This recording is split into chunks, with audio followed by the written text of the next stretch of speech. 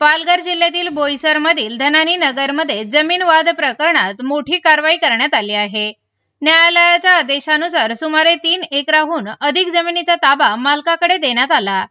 यावेळी मोठा पोलीस बंदोबस्त ठेवण्यात आला होता. मात्र याआधी बीजेपीच्या कार्यकर्त्यांनी दिलेल्या आश्वासनावर आता प्रश्नचिन्ह उपस्थित होत असून स्थानिक नागरिकांमध्ये संताप व्यक्त केला जात आहे.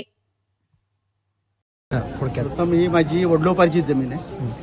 सर्व नंबर 61/1 हा जुना झाला आणि नवीन 30/1 आम्ही 92ला केसेस सिव्हिल दावे दाखल केले होते. 97/92 ते 111/92 एकूण 15 दावे. त्यातले मला 18-19 मध्ये 5 दाव्याचं पजेशन न्यायालयाकडनं मान्य न्यायालयाकडनं मला मिळालेलं. आता ह्या दाव्याचा मला मान्य न्यायालयाकडनं आदेश आलेला आहे आणि मी न्यायालयाच्या आदेशाचा अवमान करणार नाही, त्या हिशोबानेच चालेल आणि न्यायालय सांगेल ते. तर कितीतरी आज कुटुंब बेघर होऊन गेले, त्याच्यावर तुमची काय भूमिका असणार आहे? मी म्हणेल ते लोक बेघर होत नाही, ते चुकीच्या जागेवर बसलेले.